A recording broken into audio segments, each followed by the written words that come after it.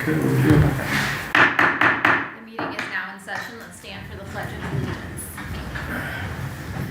I pledge Allegiance to the flag of the United States of America and to the republic for which it stands, one nation, under God, indivisible, with liberty and justice for all. Catherine, roll call. Campbell? No. Ring? Here. Mays? Barnhart? Here. Councilmember Bakke? Here. Councilmember Honsman? Here. All right, we have two members absent tonight. We'll start to my left with Councilmember Campbell. He reached out to me this afternoon and said that he was mandated for work and has to work late tonight, so he's unable to be here. So if you are interested, you are welcome to make a motion to excuse him from tonight. Make a motion to excuse him. Councilmember Bakke has made the motion. Councilmember Ring has seconded that motion. Catherine, roll call. Councilmember Ring? Yes. Councilmember Barnhart? Yes. Councilmember Bakke? Yes. Councilmember Honsman? Yes. All right, motion passes and he is excused. I'll move to my left, and Councilmember Mays just reached out about 20 minutes ago and said that he is running late on a job tonight and is unable to make it as well. I will offer up if you want to excuse him. We would just need a motion for that. If not, we will move along. Make a motion to excuse. I'll second. Councilmember Bakke has made the motion. Councilmember Barnhart seconded that motion.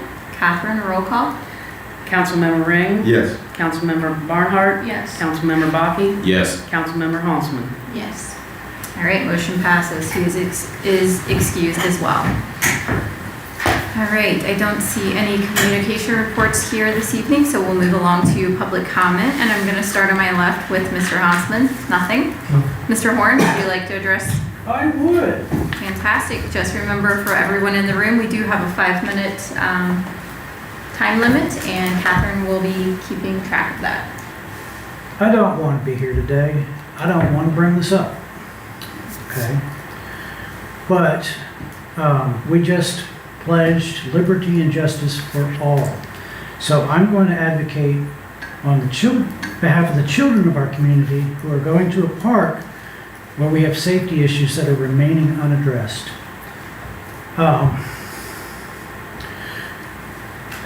I looked up the Ohio Supreme Court case, recent precedents, and they are holding that towns and villages are mostly immune from lawsuit because of the recreational user laws.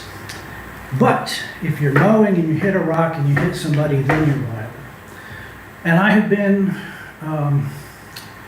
in a situation before where the laws that you think protect you don't actually cover a group of people, like students at a college. They're not covered by OSHA because they are students, not employees. But there has to be some standard of care and safety for our parks. And what happens is you cannot escape OSHA because you have public workers who must enter the space. And therefore OSHA applies to the village workers who would enter the park. So OSHA has a couple things that are unique. They have the general duty clause that says essentially if you know something's dangerous, don't do it. All right, that's common sense. They also have equivalent hazards where if you know something is dangerous in one instance, you are not allowed to use a lesser standard of protection in another. So we're going to get to walking, working surfaces, which must be clear of trip hazards and impalement hazards. Somebody used a mulcher to mow in the park and it left hundreds, if not thousands, of sticks, much like punji sticks in Vietnam, that were somebody to trip, they would face an impalement hazard. I have worked for 2 park services. In both, day 1 training on trimming brushes and shrubbery is do not ever under any circumstances create an impalement hazard. You can't keep children from playing in a freshly mown area free of brambles, briars, and poison ivy. They are going to go into what has become an attractive nuisance created by the village in a park where we are supposed to do things in a safe manner. Standard construction procedure is when you begin a construction area, you barricade it off to prevent civilian entry, both to protect the workers in the zone and people from entering the area that don't have access.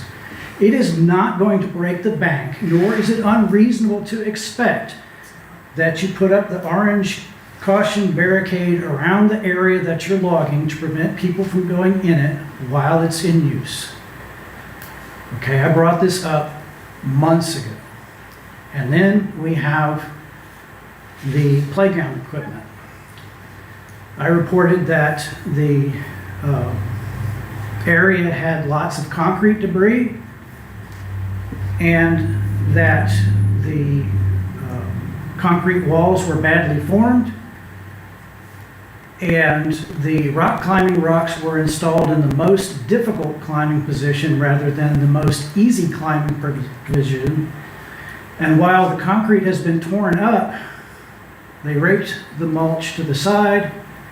They got rock and rubble debris in the mulch, and then they scooped it back over. So you guys now have rocks all strewn throughout your protective mulch. It is visibly uneven with bare spots and concrete debris in and around the concrete barricade on the new construction. All right, We Mr. can't Horn, you've got get- about 10 seconds. We can't get parks in the camera. This was a huge expense without a grant. This needs to be better managed and it needs to be fixed because the children of this area deserve a park that is safe, and we're missing the ball on this. Thank you, Mr. Horn. All right, Delbert, anything for council? Thank you. Tina, would you like to address council? Okay. All right, thank you. All right, guys, we're gonna move along on our agenda. We're going under item 6, approval of your April 24th regular council meeting minutes. That's on page 2. Take a look at those.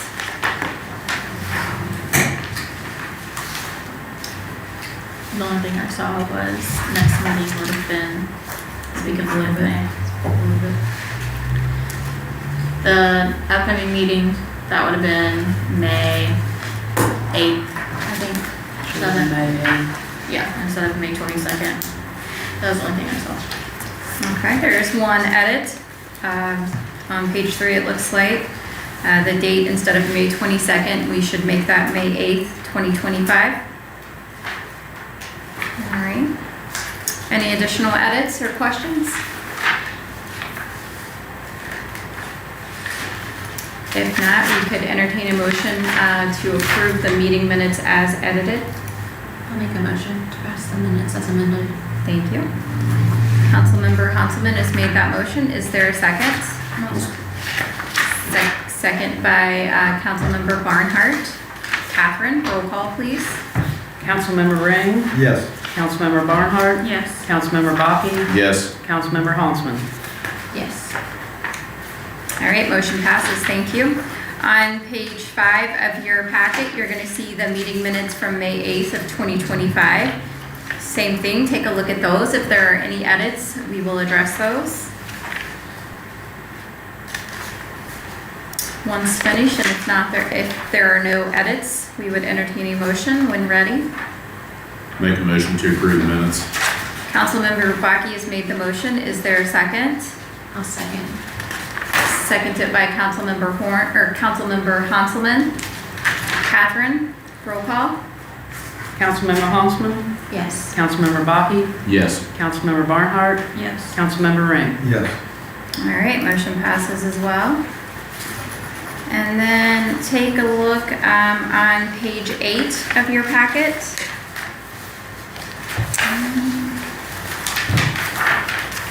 I apologize, I'm trying to get to page 8.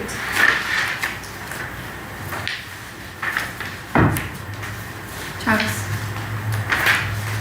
Really? I think I'm missing, am I missing something? Nope. small grant. Is that correct? Page 8? Yes. Okay. All right, and our president is out, so Councilmember Rain, can I have you read that by title for me on page 8, the resolution accepting? Resolution accepting the amounts and rates as determined by the Budget Commission and authorizing the necessary tax levies and certifying them to the county auditor. Travis, can you decipher this? So yeah, this is something that we file with the county every year. It's basically just saying that we still need the fire levy. In this case, that's what it references. So any levies that we have, we just need to file with the county auditor that we still are intending to collect those and that we need those. So in our case, we only have the fire levy, and that's what's listed there. All right. Any questions? Any discussion? If not, I would entertain a motion to approve. 1406. I'll make a motion to approve. Councilmember Hanselman has made the motion. Is there a second? I'll second. Seconded by Councilmember Baki. Catherine, roll call please. Councilmember Ring, Yes. Councilmember Barnhart, Yes. Councilmember Baki, Yes. Councilmember Hansman. Yes. Resolution passes, and that's resolution 1406. Thank you. All right, we are moving along to page 15 of your packet. And again, Councilmember Ring, I'm going to have you read that for me. And that's on page 15. An ordinance adopting a fire code for the village of Georgetown, Ohio, and declaring an emergency. All right. And Travis, can you give us some clarity on this, or Joe? This was done at the request of the fire chief. Chief Rocky reached out to me. We can do our own fire code for enforcement purposes, or we can adopt the provisions of the Ohio Fire Code. It is most common that in most communities, other than large communities like maybe a city of Cincinnati size, you normally annually will adopt that fire code. And in this instance, we will adopt it only once and then all the amendments thereafter. It makes it easier for enforcement of various fire code procedures. These are slightly separate from the building code requirements that right now we contract with Permit Central and Claremont for. These are more for things as they might relate to, we've had some issues with piles, people storing things like that, and it gives our fire chief the ability to cite people. The actual enforcement under that code, though, is done through the fire marshal's office in Columbus. But we would cite them for those violations based on a series of codes that we would be adopting by adopting this ordinance. Questions? So are we going to do this without emergency? So it's my understanding, since we don't have at least 5 members here tonight, that we would need to have a first reading of this, and then it would continue to our next meeting. And that would be a second reading adopted as an emergency. All You right. still do the number though, don't you? Not yet, not till we vote. Okay. That's fine. All right, so we had our first reading.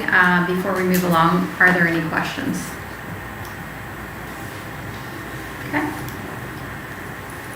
All right, looks like on page 17, we have a supplemental appropriation, and Councilmember Ring, I am coming for you again. If you could read this for us by title. An ordinance making a supplemental appropriation for the village of Georgetown, Brown County, Ohio. All right, and Travis, I see this is for the fire and EMS fund. Any additional detail? Yeah, so we do have a soft billing program that bills for certain types of runs that we run, and we've hired a new company this year, and they've done very well with that. So at the beginning of the year, we appropriated a certain amount that we would collect this year, but we've already surpassed that.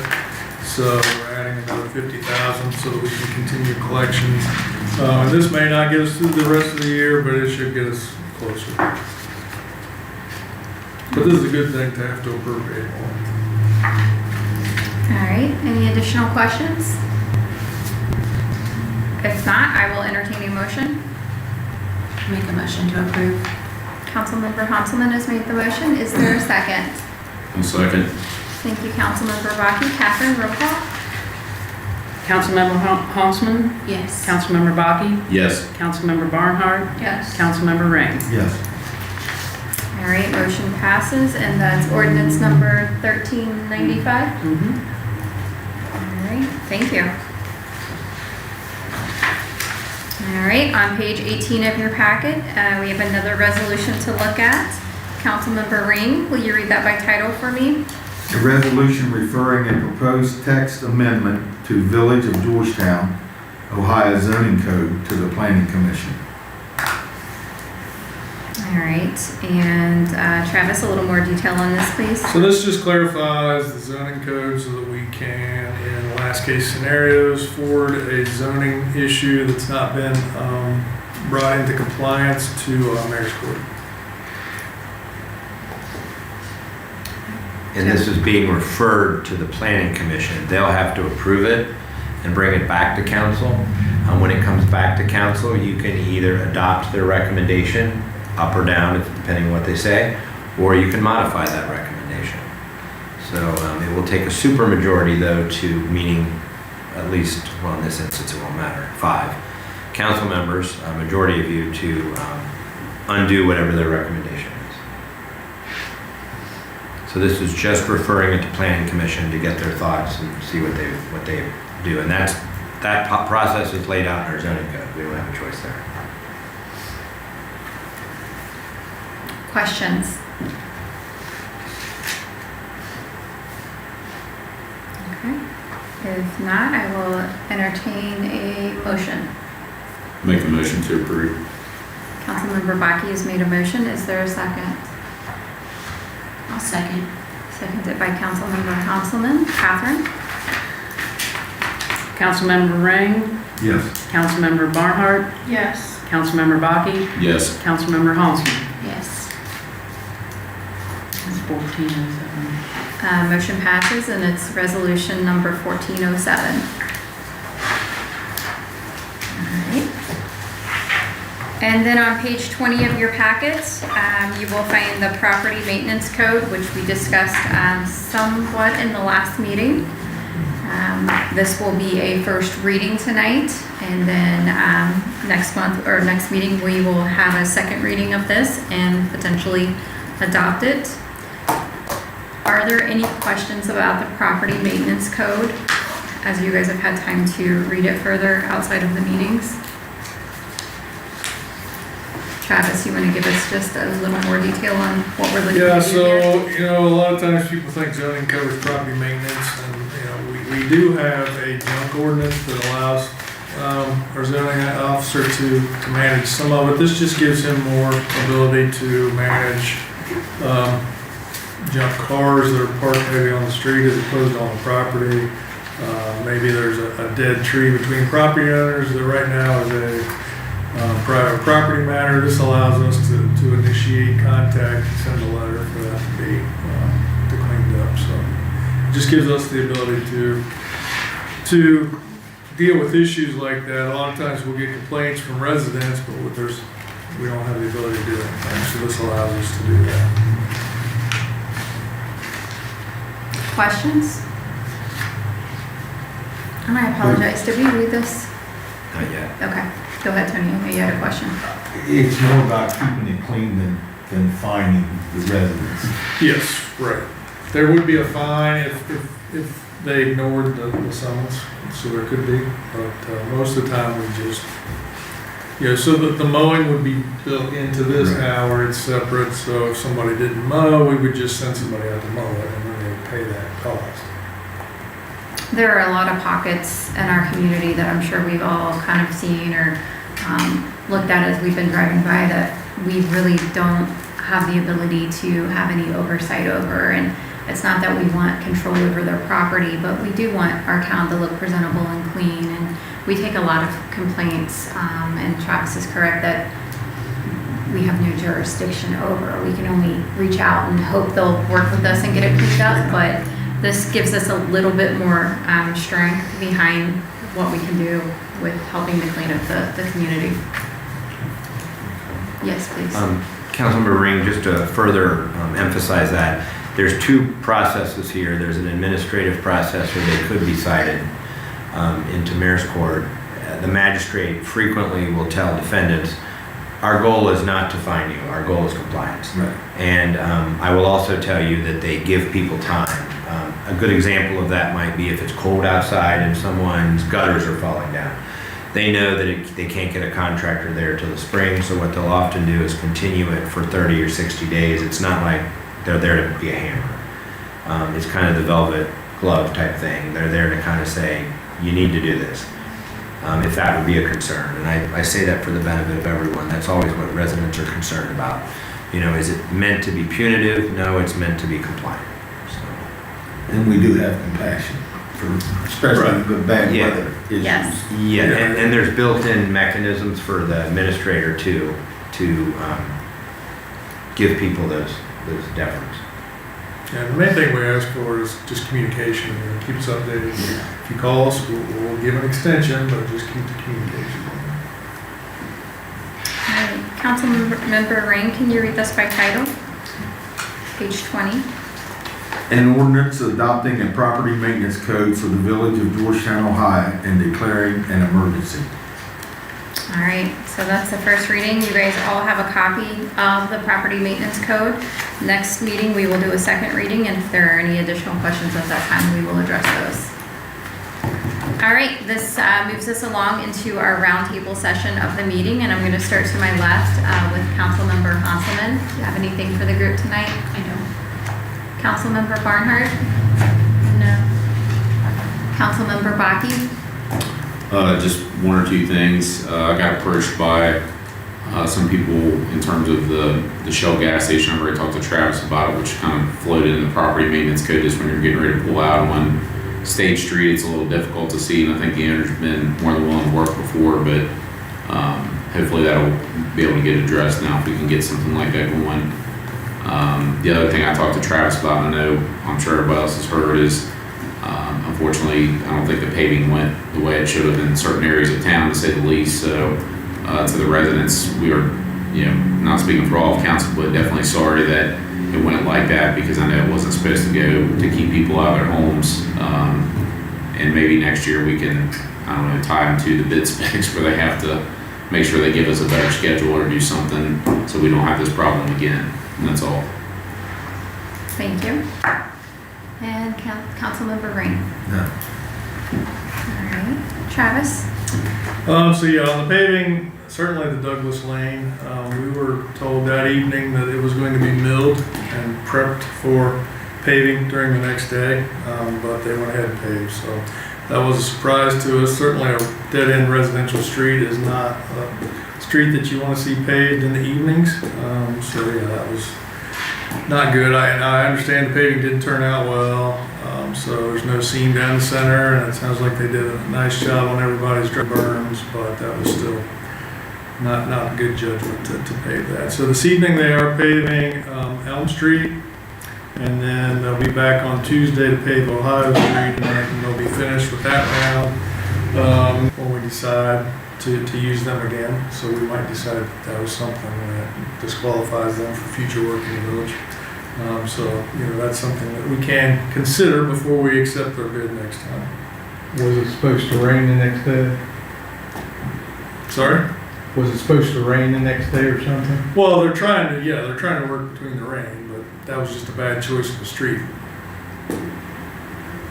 The other thing, I handed out drafts of the special events packet.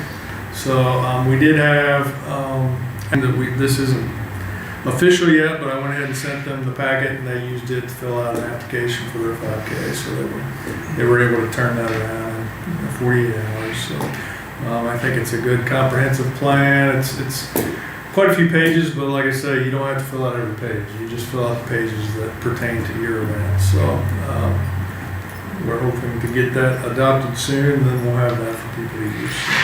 So that's all I have for this evening.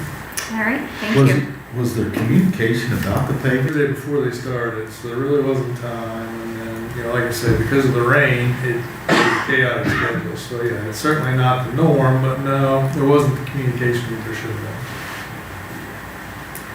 50 weeks out of the year, we get calls saying, when are you going to pave my street? 2 weeks out of the year, we get a call saying, they're freaking paving our street. Yeah. But, yeah, that was poor planning. All right, any additional questions for Travis?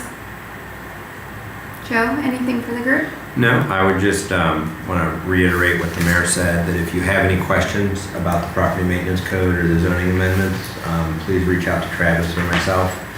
Before the next meeting, we would have time to either explain it or make adjustments. So use the time that we've got to review that. And I will also tell you that Travis and I will be looking at it as well. We've had discussions about certain provisions of it and we've made some changes, but we're certainly open to anything that you might want to see in there.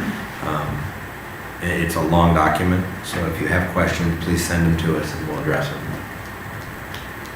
Thank you. All right, upcoming meetings, our next meeting is going to be on June 12th. Again, it's a work session here in the council chambers at 6 p.m. And then just a couple things from my chair. We did set a skate around the square night coming up on May 30th, next Friday, not this Friday, but next Friday. So we will be closing down the streets around the square. We have a DJ, we have a food truck, a snow cone truck, and we hope to see everyone out just to come out and have some fun, bring a lawn chair, and it's going to be a fun night for sure. And then also just mark your calendars. We're quickly working on our annual beer festival that's coming up fast, and that's going to be on July 19th here again on the Courthouse Square, and it runs from 5 to 9 p.m. Outside of that, is there anything additional that needs to come before council tonight? If not, I would entertain a motion to adjourn. Make a motion to adjourn. Councilmember Bakke has made the motion. Is there a second? I'll second. Seconded by Councilmember Barnhart. All those in favor state so by saying aye. Aye. Any opposed?